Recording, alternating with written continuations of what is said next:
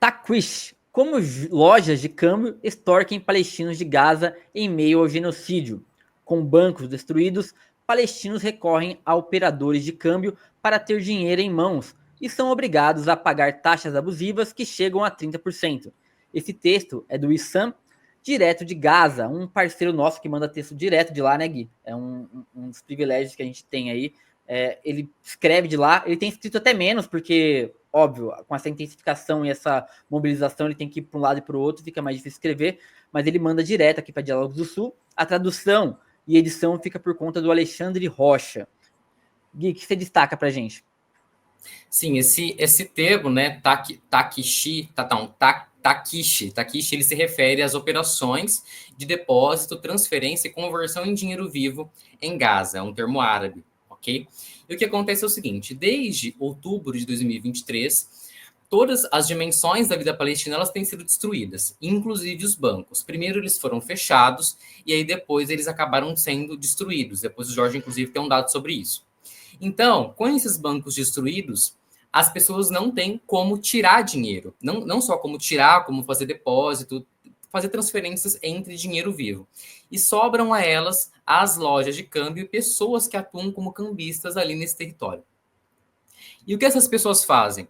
Elas cobram altas taxas para fazer esse tipo de conversão. É entre 18% e 30% de taxa. E as pessoas não têm outra opção. Elas precisam aceitar isso. Inclusive, o texto até fala que algumas decidem não fazer conversão, não retirar seu dinheiro justamente por conta das taxas, mas muitas acabam não tendo opção. E aí vê o seu poder, né, o seu dinheiro, toda a sua renda ser consumida por essas taxas, ok? Além disso, as lojas elas cobram até inclusive quando as pessoas elas querem pagar, fazer algum tipo de pagamento por aplicativo, elas chegam a cobrar cerca de R$ 15 por item. Eu coloquei em reais aqui, fazer uma conversão entre a moeda de Gaza e o real, mas só para a gente ter uma ideia de como esse preço aumenta. E uma outra questão também que o texto ressalta, que é muito, muito significativa e que agudiza ainda mais a situação, é que, além de cobrar altas taxas, o dinheiro vivo dado para os palestinos é um dinheiro em péssimo estado. Então, esse dinheiro também acaba, assim, enfim, né? Há mais uma perda ainda, porque esse dinheiro em más condições ele acaba sendo perdido, ele acaba sendo descartado, porque ele não serve. Então, essa é a situação lá.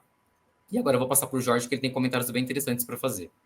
Eu vou começar falando que um relato aqui, né, que em março de 2025, um pai de 3 filhos chamado Mazen Mahad relatou que precisou pagar 25% do seu salário apenas para sacar dinheiro em espécie.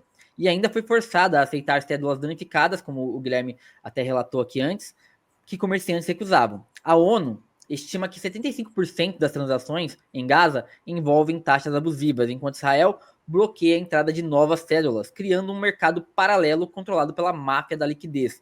Então, gente, é proposital mesmo.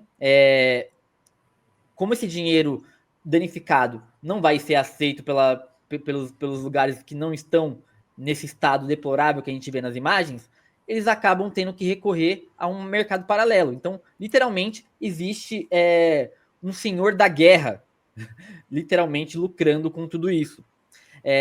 Isso não é uma crise, é capitalismo de carnificina.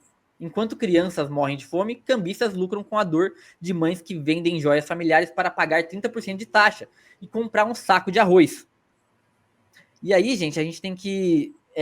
Vou trazer aqui alguns dados importantes. Dos 12 bancos em Gaza, 9 foram bombardeados desde outubro de 2023, deixando 1,8 milhão de pessoas sem acesso a serviços financeiros básicos. Mesmo remessas de organizações como a UNRWA são taxadas em 18 a 30% antes de chegarem às famílias. Um esquema que desvia 2 milhões mensais para intermediários. Israel proíbe a reposição de shekels em Gaza, forçando a circulação de notas rasgadas ou queimadas. Um estudo aí da Palestine Monetary Authority revelou que 40% do dinheiro em circulação está inutilizável. Se antigamente o senhor da guerra, né, como eu falei aqui antes, lucrava com a morte, manutenção dessas mortes, com a venda de armas, agora o neoliberalismo chegou com tudo, abrindo um mercado de agiotagem também em Gaza. Venda de órgãos e turismo de estupro são também algumas das armas desses vermes aí. Desculpe o termo, Guilherme, mas é porque eu sempre me empolgo no final. Mas eu acho que é um pouco essa questão que a gente tem que trazer aqui. É uma agiotagem, até acho que vi alguém usar esse termo aqui também nos comentários, é uma agiotagem sim, mas também é aquela questão de direitos humanos, pessoas que pensam em humanidade, não estão muito interessados nessa questão. Eles veem uma oportunidade de ganhar mais dinheiro e eles fazem. São verdadeiros mercadores da morte, eu diria. É muito absurdo a gente imaginar que em meio a essa dor, essa dificuldade, isso aconteça. A gente tem exemplos, né, se eu não me engano, inclusive aqui no Brasil, quando houve as enchentes no Rio Grande do Sul, a gente viu exemplos disso também, né, de como as pessoas se aproveitavam para extorquir essas pessoas que estavam passando por dificuldade. Mas só para a gente voltar, então, isso que você falou é um fato, e aí o texto, ele entrevista o analista econômico Ahmad Abukamar, e ele afirma o seguinte, que o Ministério da Economia de Gaza estabeleceu um limite de 5% para essas transações entre dinheiro vivo. Só que ele só disse, mas não age de maneira contundente contra essas práticas. Então, ele abandonou a sua responsabilidade em relação aos palestinos, deixa eles à mercê desses mercados, dessas lojas de câmbio, e aí, de fato, as pessoas não têm a que recorrer. E, além disso, ele também cita, não se aprofunda muito, mas ele cita o seguinte, que outro fator que acaba influenciando na falta de dinheiro em espécie em Gaza é o fato de que muitas remessas são feitas para o Egito de maneira irregular. E isso também afeta, né, também acaba influenciando essa questão. E aí, só para falar na questão de Israel, né, tem até um comentário ali do Longini, interessante pontuar que a destruição dos bancos ela é uma ação que Israel faz para enfraquecer de fato a estrutura civil de Gaza. E o texto afirma que toda essa conjuntura faz parte do plano sistemático das forças ocupantes para empobrecer a população. Então, evidentemente, né? É presumível que a destruição da infraestrutura civil vai dificultar a vida, mas é muito importante a gente entender que é um plano sistemático para, de fato, dificultar a vida da população em Gaza.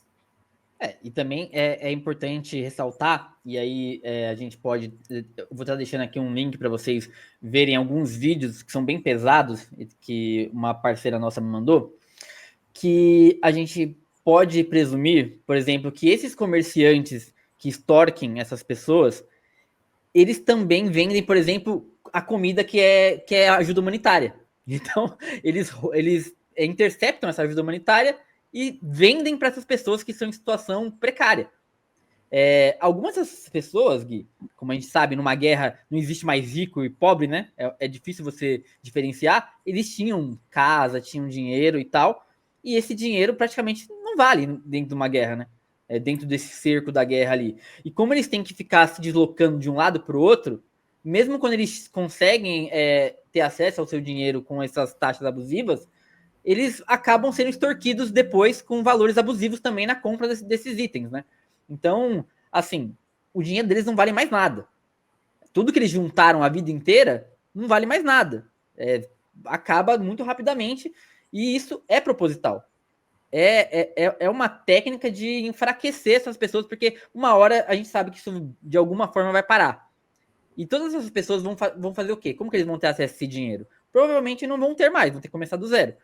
Então, para se olhar também, quem manda essa ajuda humanitária deveria se responsabilizar de como ela chega, né? De como ela porque ela não consegue chegar, ela tem barreiras e tudo mais, mas a partir do momento que ela entra, como que ela é distribuída? E infelizmente a gente sabe que não existe um controle assim muito eficaz.